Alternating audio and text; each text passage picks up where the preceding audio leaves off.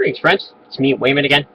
This is Atheist Objection number 3, Failure of the Historical Gods, to Mark McNeil's response to the third of 50 objections to the existence of God. And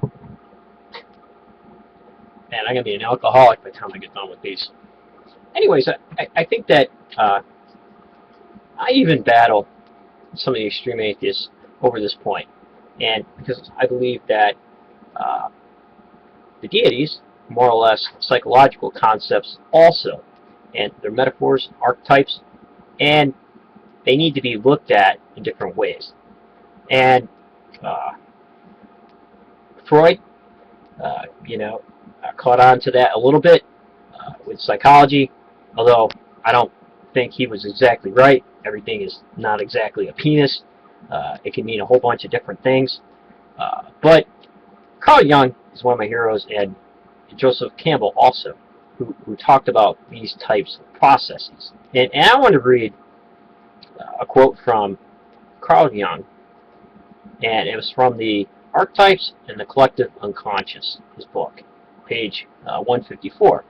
The primitive mentality does not invent myths, it experiences them. Myths are original revelations of the preconscious psyche, involuntary statements about an unconscious psychic happenings, and anything but allegories of a physical process. So, I think with that, a lot of people get confused on the functions and roles. So not only did people use the deities to interpret different things, they used the stories of heroes, gods, and men to place them within their lives, within their communities, to tell them where they are at a certain period of time, and to pattern their lives off from things that they should and should not do according to what the heroes did and did not do. By all means, you read the literature, the heroes were not at all perfect. So you would still get taught about the heroes. So that's the thing, like the matriarchal and patriarchal battles that happen with Uranos suppressing Gaia and her children, all those different transitions, things happening not only psychologically, but also within the community and with their interactions to other people and the things they've seen around them. Where do I come from? Where am I going? How are things progressing? What is my role in society? So all these things are wrapped up. So the problem that I have with Mark McNeil's interpretation of this is it's really simplified. And he says that C.S. Lewis, he's a really good author, but he's Christian. Of course he's going to be biased, and everything's going to turn out the way he wants it. Excellent philosopher. I've read Mere Christianity and Screwtape Letters, excellent, and a lot of his children's books. I liked how he used Christianity as a metaphor in some of those ideas and writings. So I don't have a problem with it. He's a Christian. So I don't think it can be that simplified. So Mark's idea of it is that Christianity's popularity spread, so must be people were yearning for it. That's not the case at all. And a lot of times the pagan influences that you find in Christianity was because Christianity and the message was geared towards converting pagans. And a lot of those pagans were brought into Christianity and were assimilated. Some were forced to assimilate in.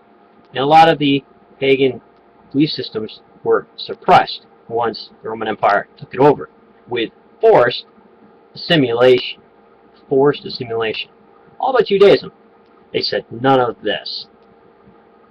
Hellenism was a little bit rough on them. Definitely they tried to avoid that as much as possible. They put up a big fight with Antiochus and his forced assimilation processes. Also, when the Romans came in, huge. You had the Roman War. So Judaism doesn't go out and actively convert. They're afraid of what they might attract. So you see in Hebrew literature, when you read the Ugaritic texts, some of that, you can see influences, Hittites, so some of that. So Mark likes to say that all of it was, processes of nature. That's not true. Psychological processes too.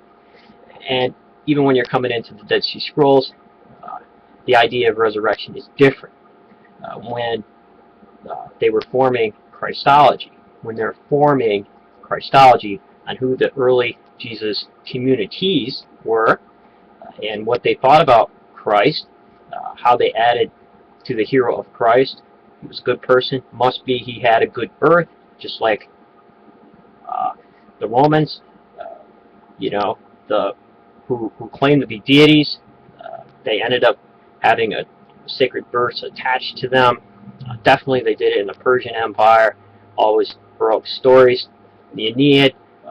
This is a perfect example how forced simulation changes things. Greeks did not have a problem helping Rome assimilate into their culture and stuff. Plutarch did it, loved it. They're like, here you go, man. Borrow from us. Virgil. The whole Aeneid is to validate a Roman line. And to validate a Roman line that they were related to the Greeks. And this is a part of forced assimilation. Judaism always said none of this. So that's how Christianity became popular. Popularity does not ever validate if a belief system is true or not. It just means more people are following those ideas. The Muslims like to bring out the same statistics also. So you have to be careful with that. So when you hit research on the Dead Sea Scroll communities, what were they all about? It was much different, and you can see some of the early Christian ideas progressing out of that. If you want to read the real revelation, you can read the War Scroll out of Qumran, beautiful text on how they seen the influence of the Roman Empire through forced assimilation policies, corrupting temple practices. They would draw from that, segregate themselves from that, and start over. And Christianity did not do that. They voluntarily converted pagans, and a lot of the early church fathers were ex-pagans. After converting, they repressed their old belief systems and incorporated those theologies in it. So all those ideas exist. You read Plato. You read Plato, and a lot of the works, and it's pretty amazing. So the dialogues, Plato, what Socrates was saying, all that comes into play, and many others. So not only is it nature and things like that, a lot of it was, a lot of it was not. So I think rather than be simplified, it takes a lot of learning. It'd be good to pick up a book like Ancient Near Eastern Texts relating to the Old Testament, because there are the texts that relate to show you what other nations at that time period were doing and saying. And if they were not destroyed, they were saying quite a bit of the same things. Invocations to gods giving law codes. Definitely reading the introduction to the law code of Hammurabi will show you that. It's the same almost setup as the introduction to the Deuteronomistic writer writing Deuteronomy and the history of Israel from Deuteronomy to 2 Kings. It's pretty amazing. So these peoples told their epics as a form of holding on to their culture and their values and fighting against assimilation. Christianity kind of welcomed that. You can see it today. So it's blown up. It's all over. But churches are emptying out. Don't let them kid you. They're having to revamp a lot of their ideas and a lot of their evangelizing, and having people identify in different ways how they view Christ. What was he? So again, the building of Christology and who he was and who we think he is still not over.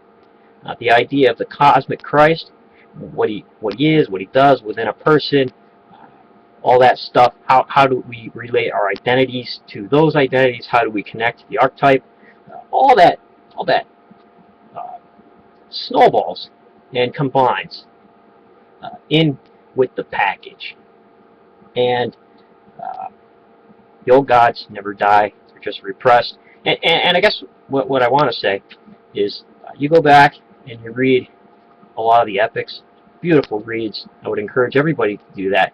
Read them a couple times, and you'll see some of the theologies and what they actually thought, rather than assumed by people who just made assumptions. And it's a lot of reading, a lot of hard work, but you got to do the hard work to know this stuff. So I just want to end with a quote from one of my favorite authors, Joseph Campbell. You've heard me say this on the videos quite a bit, but here it is from his book, Power of the Myth. And he also did an interview with Bill Moyers on this. It says, "We have not even risked the adventure alone, for the heroes of all time have gone before us. The labyrinth is thoroughly known. We have only to follow the thread of the hero path. And where we had thought to find an abomination, we'll find a god. And where we had thought to slay another, we shall slay ourselves. And where we had thought to travel outward, we shall come to the center of our own existence. And where we had thought to be alone, we shall be with all the world." So that's pretty interesting, friends. And I hope you think a little bit more about that. It's not as simple as was implied by my good friend here, Mark McNeil. My good friend. I know the guy. I just had beers making videos with him. But very complex. And a lot of forced assimilation and a lot of interchanges of ideas, reinterpretations. We're still doing it, and that's how the system rolls, so to speak. So be well, friends, and remember, if everybody's thinking alike, somebody isn't thinking.